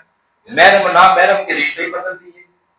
جب شراب اس نے پی تو ایک صحابی بولے فَإِنْ حَرَّمَتْ يَوْمًا عَلَى دِينِ احمد، اس نے کہا بدبخت یہ دین محمدی میں حرام ہے. وہ آگے سے کہتا ہے خُذْ عَلَى دِينِ مسیح ابن مریم، تو کہتا ہے سابقہ کسی دین کے تحت اس کو حلال کر کے پی لو. دھجیاں اڑا دی دین کی، مبادیات جو دین کے تھے ان کی بے خونی کر دی، حلال کو حرام میں بدل دیا، حرام کو حلال. اور بڑی باتیں، حج تمتع کے احکام بدل دی، نماز جمعہ نماز عصر کے وقت میں داخل کر کے پڑھتا، عید کا خطبہ بعد میں دیتے، پہلے نماز پڑھ لیتے، اور اس طرح کی بڑی خمس کے احکام بدل دی. اور بے شمار زکوٰۃ ہے، زکوٰۃ اس میں ڈنڈی مارنی شروع کر دی. لوگوں نے مسئلے پوچھنے شروع کر دیے کہ زکوٰۃ گورنمنٹ کو دے یا نہ دے، یہ بدبخت اپنی عیاشیوں پہ خرچ کر دیں. اس طرح کے معاملات ہو گئے. تو حسین سمجھ رہے تھے کہ گاڑی مڑ گئی ہے. جس ٹریک پہ حضور نے یا خلافت راشدہ نے چلائی وہاں سے گاڑی ہٹ گئی ہے. جو صحابی بولا کہ یہ شریعت کے احکام اس طرح نہیں جو تم کر رہے ہو، یہ شریعت کے مطابق نہیں ہے، جو پہلے بولا اس کی زبان کھینچ، اس کی گردن اتار. تو جب لوگوں نے دیکھا یہ بات ہی سننا پسند نہیں کرتے، اور خلافت راشدہ تو یہ تھی کہ سیدنا فاروق اعظم بات کر رہے ہیں کہ بندہ کھڑا ہو گیا، اس نے کہا عمر ہم نے بات نہیں آپ کی سننی جب تک یہ نہیں بتاؤ گے یہ جو کپڑے پہنے ہیں کہاں سے لائے گے. کمال ہے. اور آگے یہ دیکھیں گے نہیں فرمایا کہ اس کی گردن اڑا دو، فرمایا اس کا جواب میرا بیٹا دے گا. عبداللہ ابن عمر آئے، فرمایا بیٹا تم انہیں بتاؤ کہ یہ میرے کپڑے کہاں سے آئے. عبداللہ ابن عمر نے کہا کہ یہ ایک ایک چادر مال غنیمت سے آئی، سب کو ملی تھی، اور ایک ایک چادر کا لباس نہیں بنتا. میں نے اپنی چادر بھی اپنی جان کو دے دی کہ کم از کم ان کا لباس تو مکمل بن جائے، تو یہ کپڑے یہاں سے آئے. آپ اس کو مارا بندہ جو اٹھ کے بولا یہ ہے خلافت راشدہ، یہ ہے جو حضور نے نظام دیا. عام بندہ بھی کھڑے ہو کے لیڈر کی آنکھوں میں آنکھیں ڈال کے بات کر سکتا ہے، لیکن یہاں کیا ہوا؟ جو اٹھتا اس کی گردن اڑا دی جاتی. نتیجہ تن لوگ ڈر گئے، جھک گئے، دب گئے. کوئی راہ رخصت اختیار کر گئے، کوئی پہاڑوں میں چلے گئے، کوئی جنگلوں میں چلے گئے، کوئی چپ کر گئے، کوئی چھپ گئے. اس پورے ماحول کے اندر اگر سارے چپ کر جاتے اور حسین بھی نہ بولتے تو حسین کی خاموشی دلیل بن جاتی کہ جو یزید کر رہا ہے یہ درست تھا. حسین کی خاموشی دلیل بن جاتی. تو حسین نے پھر کیا کیا؟ پھر وہ خاموش نہیں رہے، وہ پھر کھڑے ہو گئے اور بولے. یہ نہیں تکا کہ میرے ساتھ کتنے ہیں، صرف یہ تکا کہ قیامت تک میرا بولنا دلیل بن جائے گا کہ جدھر حسین کھڑا تھا مصطفیٰ کا سارا دین ادھر ہی کھڑا تھا. یہ دلیل بن جائے گا. تو لہذا حسین کھڑے ہو گئے. اب پھر جب اس نے دیکھا کہ انہوں نے تو سٹینڈ لے لیا ہے، اس نے پھر حسین کو قتل کروانا چاہا یا سرنڈر کروانا چاہا. تو اس نے پہلے مرحلے میں اعتماد کا ووٹ لیا صوبائی اور گورنروں سے، اعتماد کا ووٹ لیا صوبائی حکومتوں سے لیا. اس کے بعد بیوروکریٹ سے اعتماد کا ووٹ لیا، انٹیلیجنس کو ساتھ ملایا، اداروں کو ساتھ ملایا، پولیس کو ساتھ ملایا، فوجیوں کو ساتھ ملایا. بعد میں علماء رہ گئے، علماء کو نوٹیفکیشن جاری کیا کہ ممبروں پہ بیٹھ کر حسین کے قتل کا فتویٰ دو کہ حسین کو قتل کرنا جائز ہے، جو نہیں بولے گا اس مولوی کا سر اڑا دیا جائے گا۔ جو دیکھا کہ اکڑ گیا ہے، فیملی والا بندہ ہے، خاندانی ہے، اس کو پیسے دے دی، درہم دینار سونا چاندی دے دیا اس کو، یعنی یا مولوی بک گئے یا مولوی ڈر گئے۔ 4000 ملاؤں نے فتویٰ لکھ کے دے دیا کہ حسین کو قتل کرنا جائز۔ اور آج میں اس ممبر پہ بیٹھ کے کہتا ہوں، ایک وہ تسلسل تھا، ایک یہ ہے۔ میں اس ممبر پہ بیٹھ کے کہتا ہوں کہ ظالموں، تم پہ اللہ کی لعنت، تم پہ اللہ کے رسول کی لعنت، تم پر فرشتوں کی لعنت، اور تم پر مومنین کی لعنت۔ اور رہا مسئلہ مصطفیٰ کی آن کا، تو علی زندہ باد، حسن زندہ باد، حسین زندہ باد، اور قیامت تک مصطفیٰ کی نسل کا ایک ایک فرد زندہ باد۔ ہم یہ کہتے ہیں۔ تو اس طرح اس نے چوتھے محلے کے اندر ملاؤں کو بھی ساتھ ملا دیا، اور 5ویں محلے پہ عام عوام تھی۔ عوام کے بارے میں ایک ہی اعلان کیا، جو جوان شخص اور بالغ مرد سڑکوں میں، تھڑوں میں، پارکوں میں، ہوٹلوں میں، دکانوں میں بیٹھا ہوا نظر آ گیا، اس کی گردن اڑا دی جائے گی۔ سارے کوفہ کو چھوڑو اور کربلا کے میدان میں چلے جاؤ اور جا کے حسین کے خلاف لڑو۔ یعنی اس طرح پورا ایک ماحول بنایا حسین ایک پاک کو قتل کرنے کا، جو بولتا اسے مار دیا جاتا۔ یہ جو آج کی رات ہے، آزما کے دیکھ لیں، میری بات اگر سمجھ نہیں آ رہی، آپ کسی بڑے کے خلاف پوسٹ کریں فیس بک پہ، نماز فجر سے پہلے پہلے اگر ابیوں نے آپ کو نہ اٹھایا گھر سے تو میرا نام تبدیل کر دیں۔ آپ اندازہ لگا لیں، جب حکومت نے ایسا شکنجہ ٹائٹ کر دیا تو جو حسین کے ساتھ نکلے تھے وہ چنیدہ لوگ تھے، مقرب لوگ تھے جو حسین کے ساتھ پھر نکلے۔ پھر ماحول ایسا کریٹ کیا گیا، مدینہ چھوڑ دیا، پھر مکہ چھوڑا، پھر کربلا آ گئے۔ اب یزید نے عبید اللہ ابن زیاد کو خط لکھا، بات پھر وہ یہ لائی جا رہا ہے، تو بات میں یہ نہیں کرتا۔ یہ جو ابن زیاد ہے نا، ابن زیاد وہ بنتا ہے جس کے باپ کا ہی کوئی نہیں پتا کہ اس کا باپ کون ہے۔ تاریخ میں اس کی ہسٹری پڑھ لیں آپ، ابن زیاد اس کو کیوں کہتے ہیں۔ اس کو خط لکھا، یعنی اس طرح کے یہ مخدوم لوگ ہیں، دھتکارے ہوئے، جنہوں نے کربلا کے اندر حسین پاک کے ساتھ یہ معاملہ کیا۔ اس نے کہا کہ تیری طرف خط لکھ رہا ہوں، یہ حساس معاملہ تجھ پہ آ گیا ہے تو یہ تو نے کرنا۔ کئی لوگ لکھتے ہیں کہ جی اس خط میں یہ ذکر ہی کوئی نہیں قتل کرنے کا۔ آپ لوگوں کو چھوڑیں، صحابہ کے نام کے سنا ہے کہ بڑے تذکرے کرتے ہیں لوگ، واہ واہ صحابہ، نعرے مارتے ہیں صحابہ کے، انہی کی مان لو۔ عبداللہ ابن عباس نے لکھا، اس کے اندر وہ خط موجود ہے اس کتاب کے اندر۔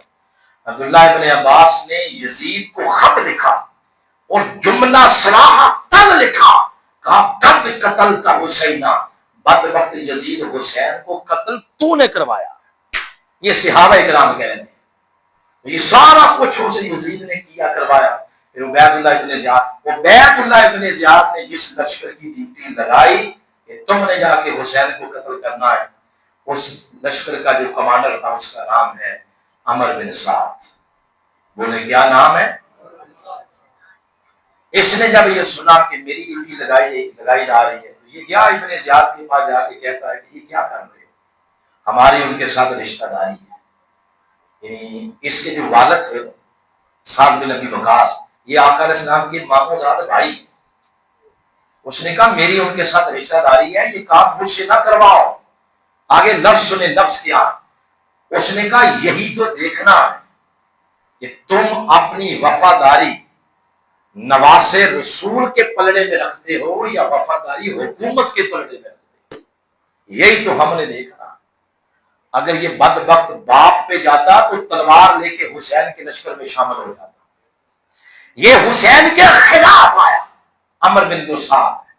اس طرح پھر 3 محرم کو آ گیا اپنا لشکر لے کر کربلا کے اندر۔ اگلا واقعہ آپ کو سارا پتہ کیا ہوگا۔ 7 محرم کو لشکر پر پانی بند کر دیا گیا۔ یہ بات عام انداز میں نہ لیں کہ پانی بند ہو گیا تو کیا ہوگا. آپ اندازہ لگائیں بجلی چلی جائے علاقے سے، ٹرانسفارمر خراب ہو جائے اور کوئی متبادل سورس بھی نہ ہو پانی کا، اور چھوٹے چھوٹے بچے آپ گھر میں کہیں پاپا فریج میں پانی کوئی نہیں ہے، تو باپ کو 2 میل بھی پیدل جانا پڑے تو بچوں کے لیے پانی لینے جائے گا. آپ اندازہ لگا لیں جب حسین کے خیموں سے چھوٹے چھوٹے بچے کہتے ہوں گے بابا پانی پینا ہے، اس وقت حسین کے دل پہ کیا گزرتی ہوگی، کہاں سے پانی لائیں.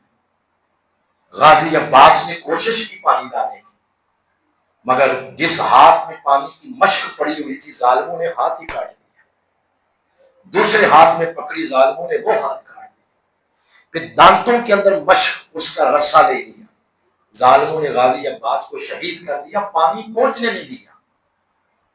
اور امام حسین نے چھوٹے چھوٹے بچوں کو اپنے خیموں کے اندر کہا بیٹا پانی پی کے تمہیں ٹھنڈک ملنی تھی، پانی نہیں پہنچا، اپنے باپ کی خشک زبان کو چوس لو، پانی کی ٹھنڈک تو نہیں لیکن تمہیں حوض کوثر کی لذت ضرور آئے گی. یہ ہے قصہ اور تذکرہ. 9 محرم ہے، 9 محرم جب فیصلہ ہو گیا کہ اب حسین یا سرنڈر ہو جاؤ اور یا قتل ہونے کے لیے تیار ہو جاؤ، تو حسین نے 1 رات کی مہلت مانگی، اور مہلت صرف اس لیے مانگی کہ حسین دونوں لشکروں کو آزمانا چاہتے تھے تاکہ پرسرات پر قیامت کے دن کوئی شخص ایسا جملہ نہ بولے کہ حسین نے اصل میں ہمیں سوچنے کا موقع نہیں دیا. رفقا کو بٹھایا رات کو، کہا میں تم پہ راضی ہوں، جو جانا چاہتا ہے چلا جائے. ایک ایک شخص کا نام لے کر کہا جو جانا چاہتا ہے چلا جائے. صبح مار دیے جاؤ گے، تم چلے جاؤ گے، یہ صبح خوش ہو جائیں گے، جو 4 ساتھ آئے ہیں وہ بھی ساتھ چھوڑ دیں، چلے جاؤ. مگر ایک ایک بندے نے کھڑے ہو کر کہا حسین زندگی 1 بار ملی ہے، یہ 70 بار بھی ملتی تو ہر بار تیرے قدموں پہ قربان کر دیتے. یہ لشکر کامیاب ہو گیا. اب وہاں سے اٹھے لشکر یزید کے سامنے بھی گئے، انہیں جا کر کہا یا ایھا الناس اسمعوا قولی وانظروا الی نسبی، اے بدبخت یزیدو کم از کم میرا نسب ہی دیکھ لو، میرے نانا کون، میری ماں کون، میرا باپ کون، اور یہی دیکھ لو کہ میں ہی وہ ہوں جس کے بھائی کا اور میرا نام لے کے آقا علیہ السلام نے فرمایا حسن حسین جنتی جوانوں کے سردار ہیں. یہ بات کر کے تو حسین واپس آ گئے. یعنی جو کہتے ہیں نا کہ اگلے کے کوٹ میں بال پھینکنا، یہ کر دیا، سوچنے پہ مجبور کر دیا انہیں.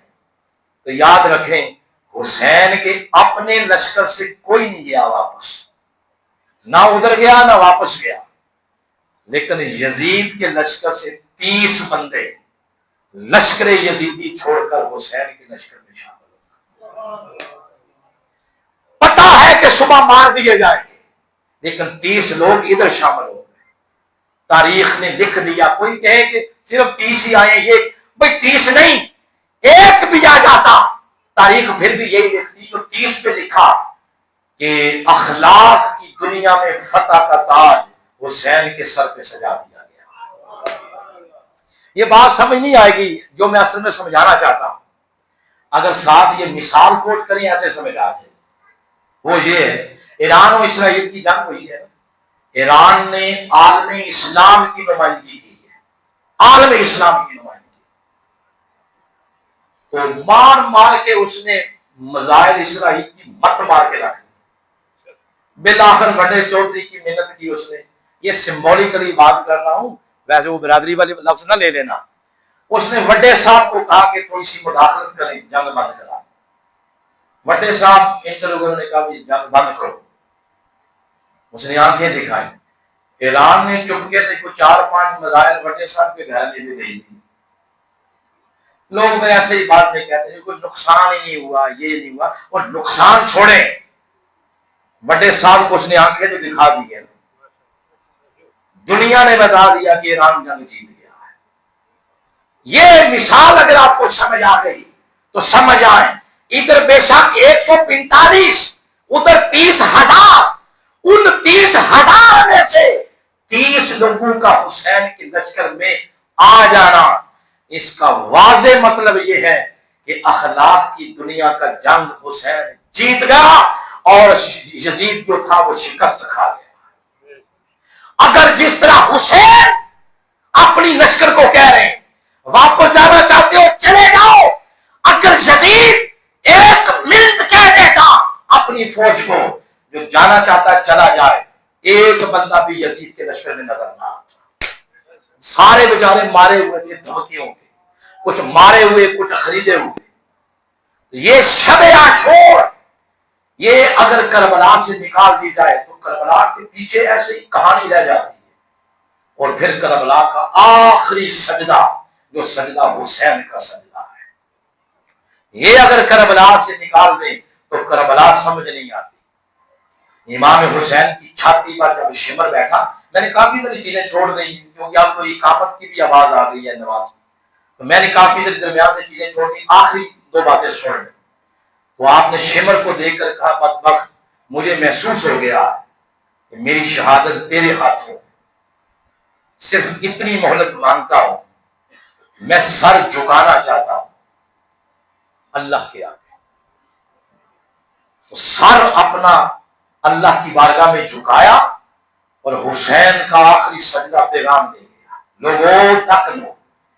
یہ یزید نے ظلم اس لیے کیا تھا نا کہ میں جھک جاؤں اس کے آگے، مدینہ اس لیے چھڑایا کہ میں جھک جاؤں اس کے آگے، مکہ اس لیے چھڑایا کہ میں اس کے آگے جھک جاؤں، کربلا میں ظلم اس لیے کیا کہ میں جھک جاؤں، میرے بچوں کو میری آنکھوں کے سامنے شہید کیا تاکہ میں جھک جاؤں، پانی بند اس لیے کیا کہ تاکہ میں جھک جاؤں۔ اے کربلا کی زمین گواہ ہو جا، لوگوں گواہ ہو جاؤ، چشمان فلک گواہ ہو جا، حسین کسی کے آگے نہیں جھکا، اگر حسین جھکا ہے تو صرف اللہ کے آگے جھکا۔ یہ ہے توحید، یہ ہے توحید۔ اور شرک کیا؟ میں سمجھتا ہوں، یہ میں اپنی ذاتی رائے دے رہا ہوں، میں سمجھتا ہوں اس سے بڑا شرک ہی کوئی نہیں کہ وقت کے ظالموں کی بھی آپ پوجا کرتے رہیں اور مسجدوں میں آ کے سجدے بھی کرتے رہیں، اس سے بڑا دھوکہ کوئی نہیں۔ وقت کے ظالموں کو بھی خدا کہتے رہیں، ان کے ظلم سے، ان کے ظلم کے خلاف ایک جملہ نہ بولے، ظلم کے خلاف اٹھے کوئی نہ، پستے رہے تو پستے رہے، ایک جملہ ظلم کے خلاف نہ بولے اور نمازیں پڑھ کے کہیں ہم بڑے توحید والے ہیں، اس سے بڑا شرک کوئی نہیں۔ توحید سمجھنی ہے تو حسین کی آخری سجدے سے سمجھو۔ حسین کٹ گیا ہے مگر ظالموں کے آگے اپنا سر نہیں جھکایا، یہ سب سے بڑا توحید کا درس ہے۔ اور آخری جو میں نے کی تھی 2 باتیں، ان میں سے آخری وہ آخری سیدہ زینب کا خطبہ ہے۔ یہ اگر آپ کربلا سے نکال دیں تو پلے ہی کچھ نہیں رہ جاتا۔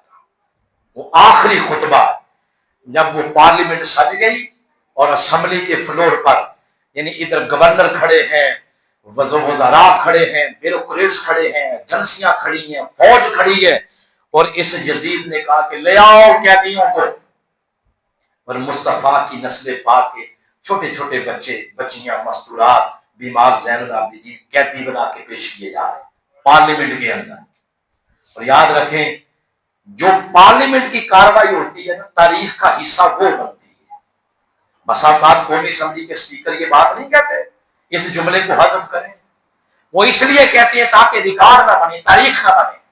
اب پارلیمنٹ کی کاروائی شروع ہو گئی، قیدی لائے جائیں، قیدی لائے گئے، سیدہ زینب کھڑی، اور جو بات سیدہ زینب نے وہاں کہی، سنیں یہ بات اگر وہ وہاں نہ کہتی، باہر جا کے شہر میں کہتی یا مدینہ میں کہتی، لوگ کہتے یہ بات سچ ہی نہیں ہے۔ اس لیے کہ اگر کہنا تھا تو یزید کے سامنے کہتی نا، پارلیمنٹ کے سامنے۔ اب سیدہ زینب نے پارلیمنٹ کے فلور پر کھڑے ہو کر یزید کی آنکھوں میں آنکھیں ڈال کے بات کہی، فرمایا بدبخت یزید۔ اور تکنے والے کہتے ہیں جب زینب بول رہی تھی یوں لگتا تھا جیسے علی خود بول رہے، اتنی جرأت کے ساتھ فرمایا بدبخت یزید، یہ سب کچھ تو نے کروایا ہے۔ دیکھیں وقت کے بادشاہ کو کہنا کہ یہ تو نے کروایا ہے، یہ عام بندے کے بس کی بات یہ وہی کہہ سکتا ہے جس کی رگوں میں علی کا خون ہو، جن نے فاطمہ کا دودھ پیا ہو، جن نے بابا محمد مصطفیٰ کے ہاتھوں کی چوری کھائی ہو، یہ وہ کہہ سکتے ہیں کہ بدبخت یہ تو نے کیا ہے، تو نے کروایا۔ پھر سارا کربلا کا واقعہ پارلیمنٹ کے فلور پر کھڑے ہو کے سنا دیا کہ کربلا میں کیا ہوا۔ اس سے پتا چلا کہ یزید ہار گیا اور حسین جیت گیا۔ آؤ بات ختم ہو گئی۔ یہ وہ لوگ ہیں یزید اور ابن زیاد، عمر بن سعد، خولی، شمر، یہ مغضوب لوگ ہیں۔ اور دوسرے لوگ ہیں اہدنا الصراط المستقیم صراط الذین انعمت علیہم۔ اب قیامت تک حسین ایک شخص کا نام نہیں رہا، حسین ایک کردار بن گیا ہے نیکی کا۔ یزید بھی ایک نام نہیں رہا، وہ بھی ایک کردار بن گیا ہے برائی کا۔ یہ ہے نیکی کا کردار جس کا نام ہے حسین۔ اب صرف ایک لنگر پکا لینا، ایک محفل کر لینا اور کڑے پہن لینا اور مندریاں پہن لینا اور کہہ دینا کہ ہم حسینی ہو گئے، نہ، ہمیشہ سچ بولا کریں، یہ ہے حسینیت۔ کسی کے حق پہ قبضہ نہ کریں۔ یہ قبضہ مافیا جو ہے یہ سن لے، حسینی اگر بننا چاہتے ہیں تو ان چیزوں سے باہر نکلیں۔ آپ کا جو بھی شعبہ ہے اس کے اندر امانت اور دیانت ہے، کبھی بھی ملاوٹ نہ کریں۔ صبح جلدی اٹھا کریں، نماز فجر پڑھا کریں، پنجگانہ نماز پڑھیں، چوکوں میں تھڑوں میں بیٹھ کے آتی جاتی عزتوں کو نہ دیکھیں، اپنی آنکھوں کو پاک کریں، صاف کریں، حلال کمائیں، حلال کھلائیں بچوں کو۔ یہ ہے حسینیت۔ اور یزیدیت کیا ہے؟ حرام کمانا، کرپشن، بری باتیں، برا بیہیویئر، یہ سارا یزیدی کردار ہے۔ آپ حسینی کردار پہ چلیں، حسینی بنیں، دل بڑا کریں، اپنا ظرف بڑا کریں، ایک دوسرے کو معاف کرنا سیکھیں، ناراضگیاں ختم کریں، آپس میں سینے سے سینہ جوڑیں اور بھائی بھائی بن جائیں، آپس میں ناراضگیاں ختم کر کے یزیدی کلچر کا گلا گھونٹیں اور حسینی کلچر، حسینی کردار اس کو پرموٹ کریں۔ اللہ آپ سب کو حسینی بننے کی توفیق عطا فرمائے۔